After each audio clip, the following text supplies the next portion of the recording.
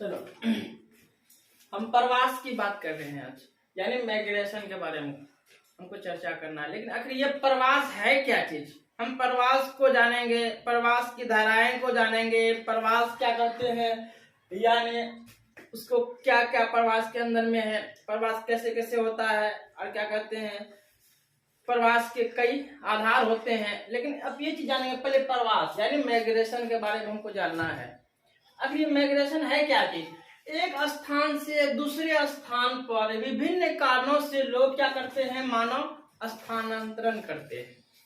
मतलब कई कारण होते हैं, प्रवास करने की कई वजह होते हैं या कई कारण होते हैं। प्रवास इस जगह से मतलब एक जगह से दूसरे जगह जब लोग जाते हैं, कई वजह हो सकता है, कई कारण भी हो सकते हैं उसके साथ, तो वही उसी को हम प्रवास कहलाते हैं।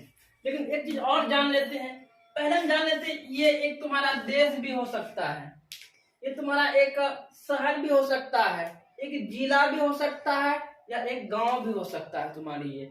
अब देख लो, जब दूसरे जगह से लोग आते हैं इसके अंदर, जब दूसरे जगह से लोग आएंगे तो उसको अप्रवास कहते हैं, उसे हम अप्रवास कहते हैं। कहाँ? जब बाहर से लोग अपने देश के अंदर में आते हैं, यानी ये देश या गांव के अंदर में आते हैं बाहर से, तो उसको अप्रवास कहा जाता है।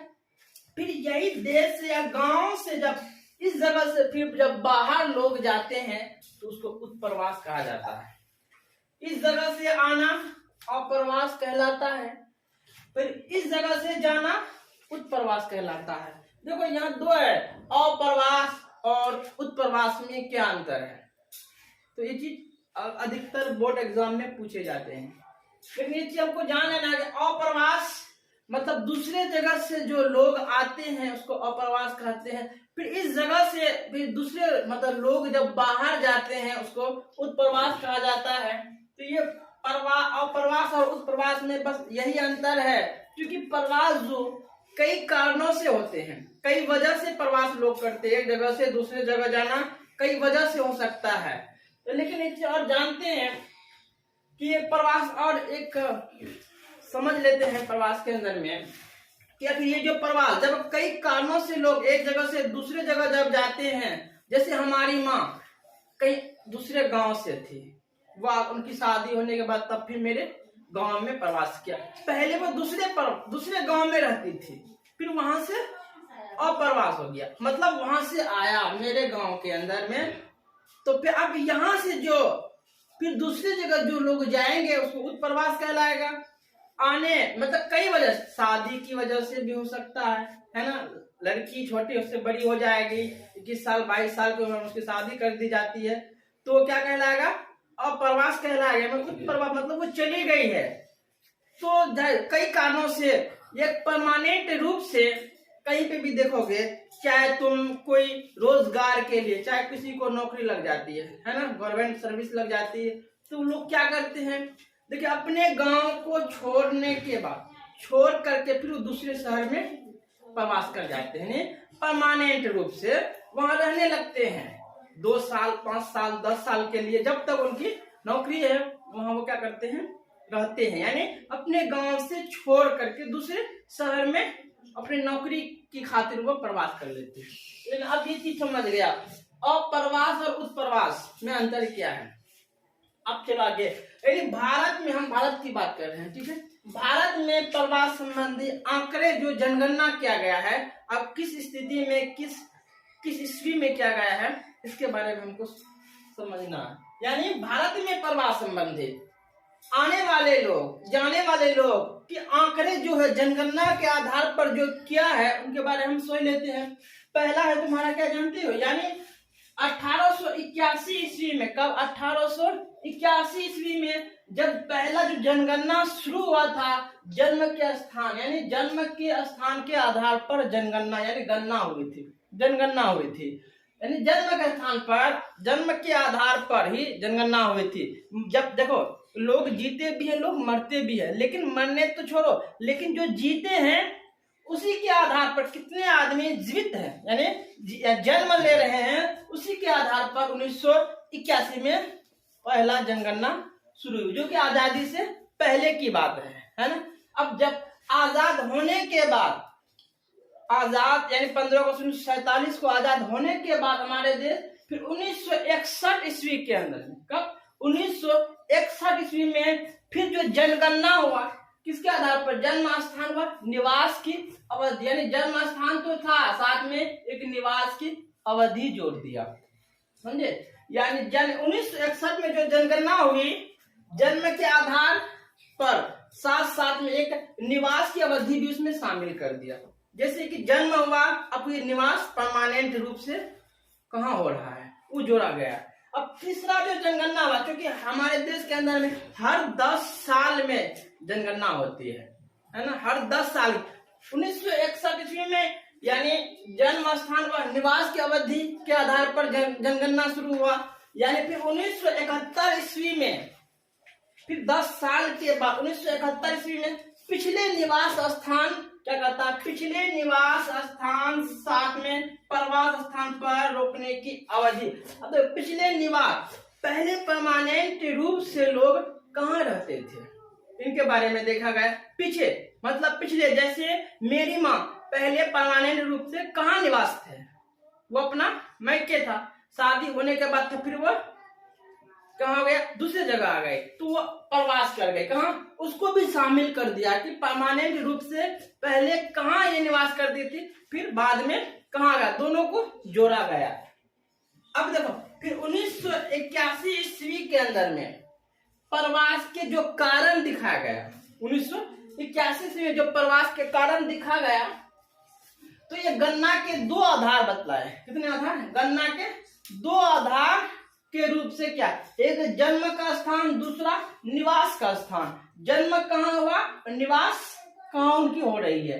तो प्रवास के जो कारण है, 2 कारण है गणना के आधार पर, तो जन्म स्थान, दूसरा निवास का स्थान। जन्म स्थान जो है तुम्हारी, जन्म स्थान गणना स्थान से भिन्न है। जब जन्म स्थान गणना स्थान से भिन्न है तो उसी को हम जीवन प्रयत्न क्या कहते हैं, प्रवासी कहलाते हैं।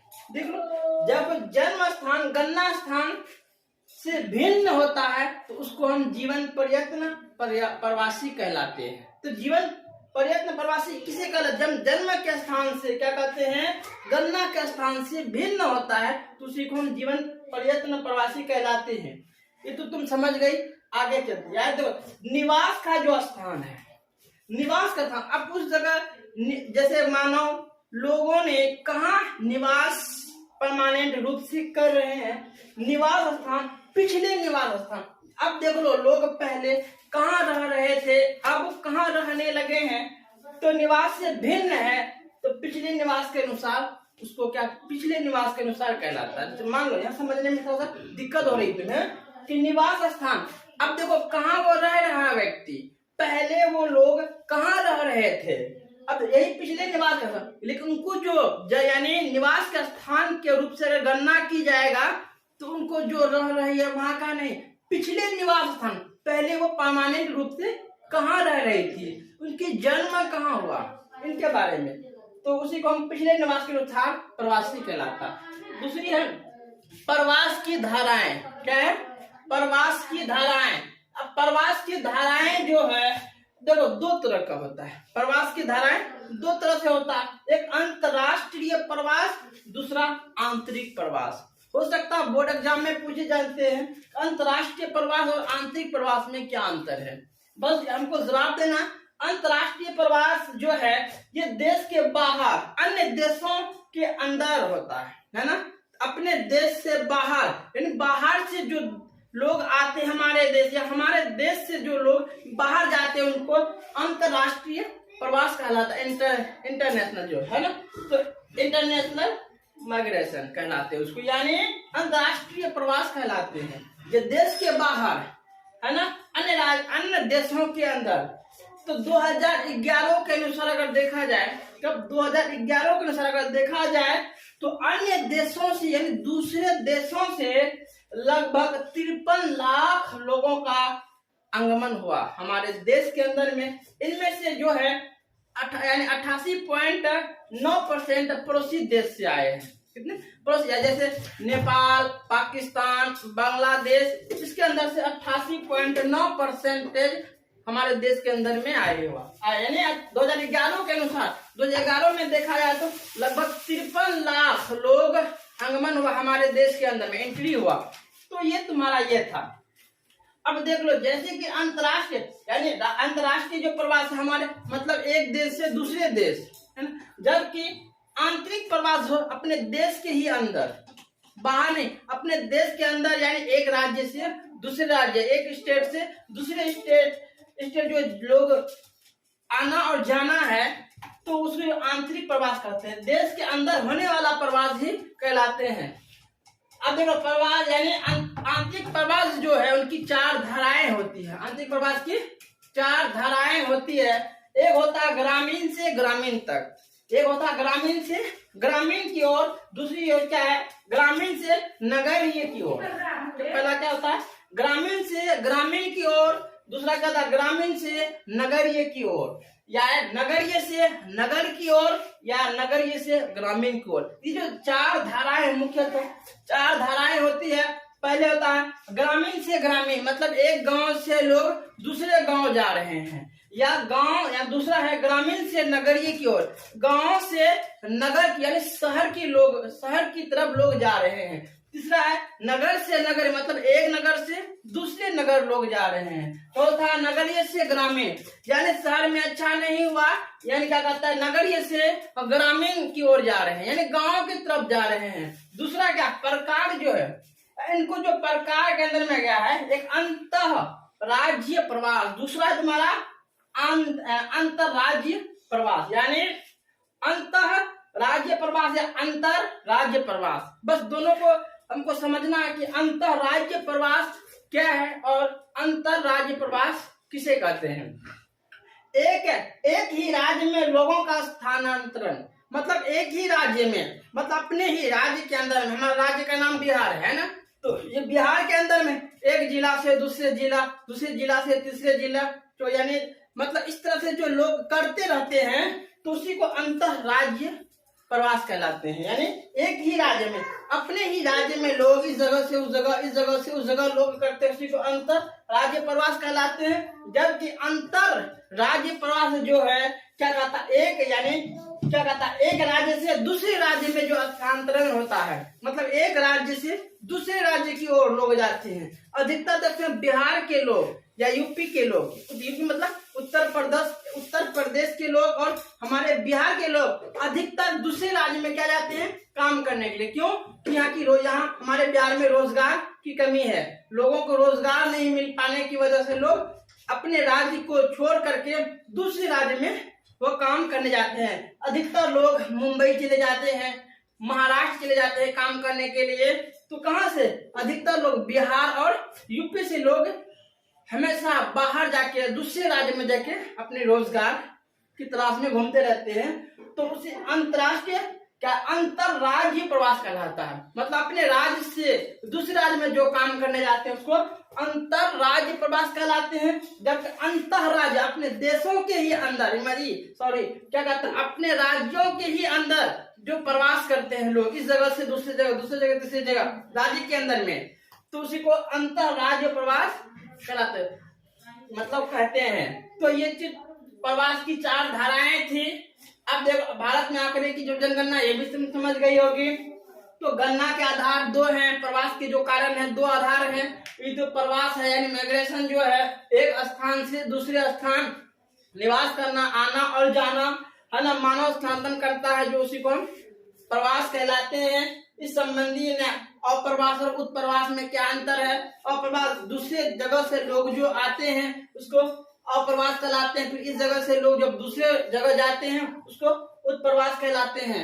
समझने में कोई दिक्कत नहीं होना चाहिए। आप लोगों को अच्छा लगा तो कमेंट कीजिएगा, प्लीज शेयर भी कीजिएगा।